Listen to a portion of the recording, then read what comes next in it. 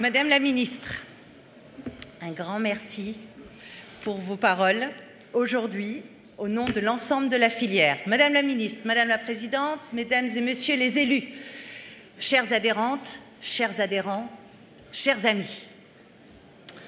Comme je disais tout à l'heure, bienvenue à la 14e édition du Colloque national éolien et j'insiste beaucoup à la 2e édition organisée par France Renouvelable. Car effectivement, c'était il y a un peu plus d'un an que vous veniez de voter la transformation de France Énergie à France Renouvelable, un moment clé pour notre filière. Et depuis cette évolution, depuis ces quelques mois, finalement cette évolution qui s'est faite finalement de manière très naturelle, nous avons dû relever déjà plusieurs défis pour défendre notre filière. Le premier défi a bien sûr été le rattachement de l'énergie à Bercy lors du remaniement de janvier 2024, puis son retour au ministère de l'Environnement, il n'y a pas plus longtemps que depuis le 21 septembre, lors de la nomination du nouveau gouvernement. Et ces changements nous ont obligés en quelques semaines à modifier en profondeur nos modalités de travail avec l'État, et il faut le reconnaître, une capacité d'adaptation qui nous a collectivement surprises.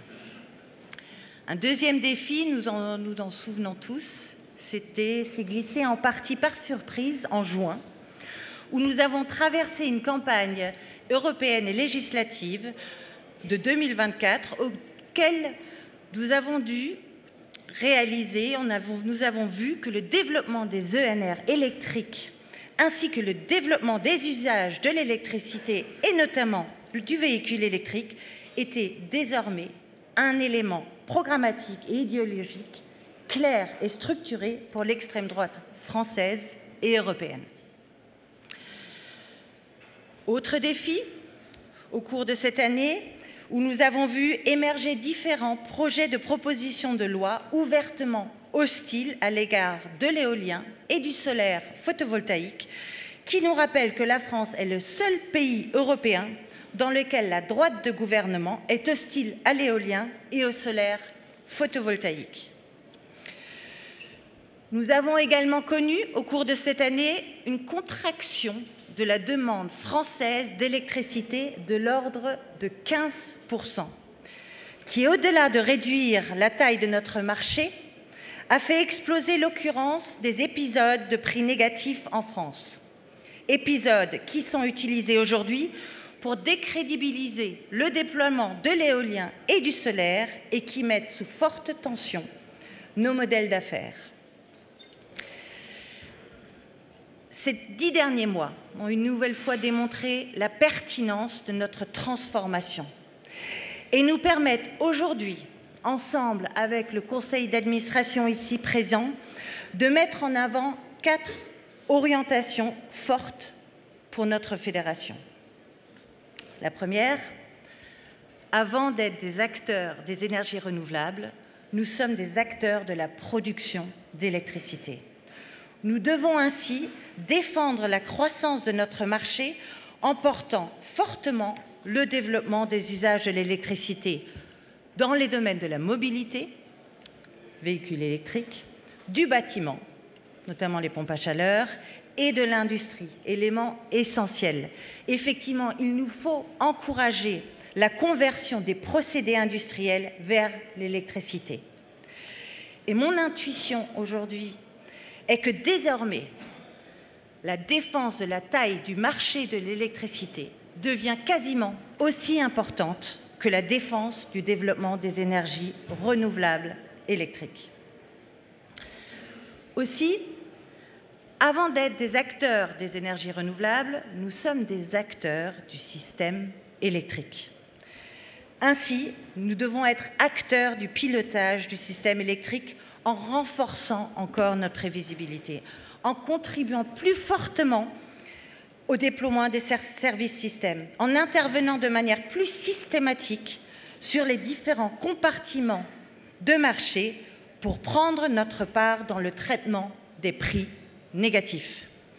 Et plus globalement, en étant des acteurs reconnus de la flexibilisation et de la pilotabilité du système électrique. Dans un moment où plusieurs fondamentaux qui font l'État sont mis sous tension, j'en cite quelques-uns, la situation budgétaire de notre pays, le désir de transgression et de stabilité politique, dans un tel moment, il me semble déterminant d'être beaucoup plus volontariste dans notre capacité collective à diversifier nos modèles de rémunération.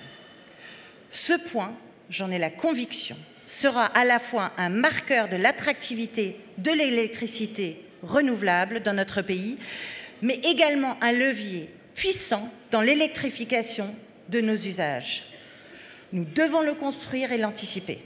Comme d'autres pays en Europe et au-delà ont d'ailleurs commencé à le faire, nous devons le construire et l'anticiper sous peine de nous retrouver collectivement dans une impasse aux conséquences lourdes pour chacun d'entre nous. Mais le contexte politique et social m'amène également à une autre intuition. Il est à présent grand temps pour nous, les acteurs de la transition, de prendre la place qui est la nôtre dans notre pays, en assumant notre empreinte territoriale. Vous le disiez, Madame la Ministre. C'est pourquoi je souhaite, en tant que présidente de France Renouvelable, que nous mettions en place, à l'échelle de la filière et sans tarder, des dispositifs visibles de partage de la valeur. Dans un pays où la moitié de la population vit avec moins de 1 800 € par mois et où les factures d'énergie ont augmenté en moyenne de 130 € par mois depuis 2021, l'énergie est tout simplement devenue un élément central des problèmes de pouvoir d'achat. Et c'est bien sur ce problème de pouvoir d'achat que prospère le populisme en nous dénigrant comme une partie du problème, alors que notre développement et les mesures de partage de la valeur associée sont en réalité une partie de la solution. Il faut savoir le dénoncer, il faut savoir le dire, mais il faut surtout et avant tout savoir s'engager. Chers amis, ces 4 orientations pourraient, à première vue, être perçues comme une rupture avec notre histoire, alors que dans les faits, elles sont juste la traduction de notre réussite et de notre arrivée, je pèse mes mots, à l'âge adulte. Car désormais, nous sommes une énergie mature. Comme nous l'a dit l'équipe de direction de RTE, pas plus tard qu'en janvier 2024, vous n'êtes plus l'arbre qui cache la forêt, vous êtes la forêt. Avec 15% de la production française d'électricité et des portefeuilles de projets pour nous amener à 30% au cours des 10 prochaines années, nous devons beaucoup plus fortement être acteurs du système électrique, acteurs de notre destin économique et acteurs du contrat social avec les Français. Mes chers amis,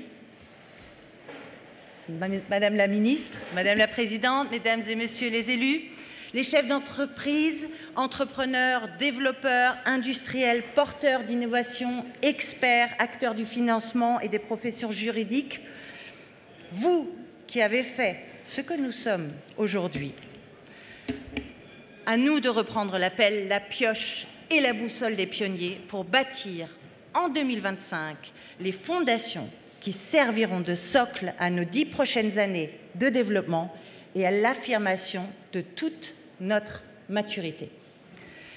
Maturité qui rime avec indépendance, solidarité vis-à-vis de la grande famille de l'électricité, maturité qui rime avec une responsabilité sociale envers les Français, celles et ceux qui nous sont proches et qui en plus sont ceux qui en ont le plus besoin. Sur ces paroles, j'ai l'énorme plaisir de déclarer une nouvelle fois ouverte la 2e édition 2014-2024 organisée par France Renouvelable de notre colloque national éolien. Bon colloque à tous.